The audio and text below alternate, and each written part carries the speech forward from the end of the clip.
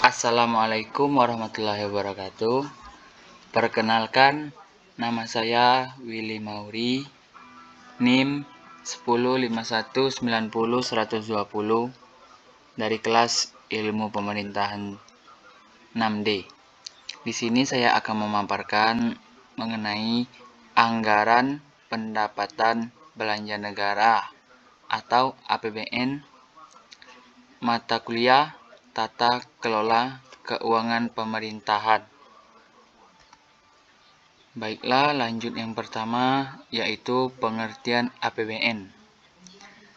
APBN atau Anggaran Pendapatan Belanja Negara adalah rencana pengeluaran dan penerimaan negara tahun mendatang yang dihubungkan dengan rencana dan proyek jangka panjang. Secara khusus, pengertian APBN adalah mengacu pada pasal 23 ayat 1 Undang-Undang Dasar 1945 tentang perubahan. Disebutkan, APBN adalah pengelolaan keuangan negara setiap tahun yang diterbitkan atau ditetapkan dengan undang-undang. APBN dilaksanakan secara terbuka dan bertanggung jawab serta ditujukan untuk sebesar-besar kemakmuran rakyatnya. Yang kedua, dasar hukum APBN.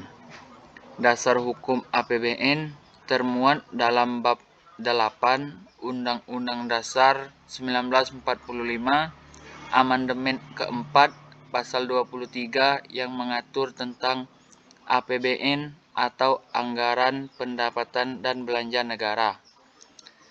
Berikut bunyi landasan hukum APBN. Ayat pertama yaitu anggaran pendapatan dan belanja negara sebagai wujud dari pengelolaan keuangan negara ditetapkan setiap tahun dengan undang-undang dan dilaksanakan secara terbuka dan bertanggung jawab untuk sebesar-besarnya kemakmuran rakyat. Ayat 2, Rancangan Undang-Undang Anggaran Pendapatan dan Belanja Negara diajukan oleh Presiden untuk dibahas bersama DPR dengan memperhatikan pertimbangan DPD. Ayat ketiga, apabila DPR tidak menyetujui rancangan APBN yang diusulkan oleh Presiden, maka pemerintah menjalankan APBN yang dilakukan tahun lalu. Lanjut, tujuan penyusunan APBN.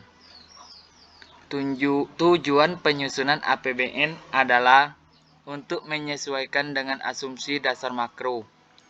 Setelah melalui berbagai siklus tersebut, barulah RAPBN tersebut kemudian disahkan oleh DPR menjadi APBN.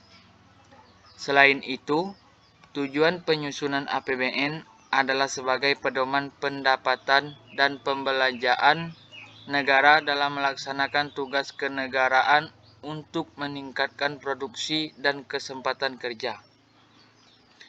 Dalam rangka meningkatkan produksi dan kesempatan kerja, dalam rangka meningkatkan pertumbuhan ekonomi dan kemakmuran rakyat atau masyarakat, APBN juga mempunyai tujuan untuk mengatur pendapatan dan pengeluaran negara agar peningkatan produksi dan kesempatan kerja serta peningkatan pertumbuhan ekonomi dapat tercapai sehingga kesejahteraan masyarakat dapat terwujudkan.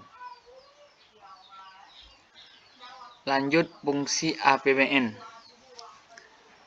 Berdasarkan Pasal 3 Ayat 4 Undang-Undang Nomor 17 Tahun 2003 tentang Keuangan Negara, ditegaskan bahwa APBN mempunyai 6 fungsi sebagai berikut. Yang pertama, APBN berfungsi sebagai otorisasi. Artinya, anggaran negara menjadi dasar untuk melaksanakan pendapatan dan belanja pada tahun yang bersangkutan. Yang kedua, APBN berfungsi sebagai perencanaan. Maksudnya, anggaran negara menjadi pedoman bagi manajemen dalam merencanakan kegiatan pada tahun yang bersangkutan. Yang ketiga, APBN berfungsi sebagai pengawasan, yang berarti anggaran negara menjadi pedoman untuk menilai apakah kegiatan penyelenggaraan pemerintahan negara sesuai dengan ketentuan yang telah ditetapkan. Yang keempat, APBN berfungsi sebagai alokasi, yaitu anggaran negara harus diarahkan untuk mengurangi pengangguran dan pemborosan sumber daya, serta meningkatkan efisiensi dan efektivitas perekonomian. Yang kelima, APBN berfungsi sebagai distribusi, yaitu bahwa kebijakan anggaran negara harus memperhatikan rasa keadilan dan kepatuhan.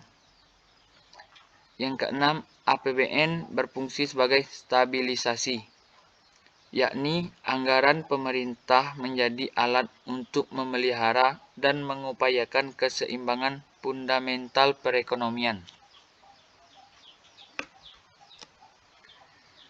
Struktur APBN. Ada 4 struktur APBN. Yang pertama, pendapatan negara dan hibah. Terdapat penerimaan pajak, penerimaan negara bukan pajak, dan penerimaan hibah. Yang kedua, belanja negara. Ada anggaran belanja pemerintah pusat, dan juga ada anggaran transfer ke daerah. Yang ketiga, surplus atau defisit anggaran. Yang keempat, pembiayaan. Demikianlah hasil pemaparan tentang anggaran pendapatan belanja negara saya. Lebih dan kurangnya saya mohon maaf. Saya akhiri. Wassalamualaikum warahmatullahi wabarakatuh.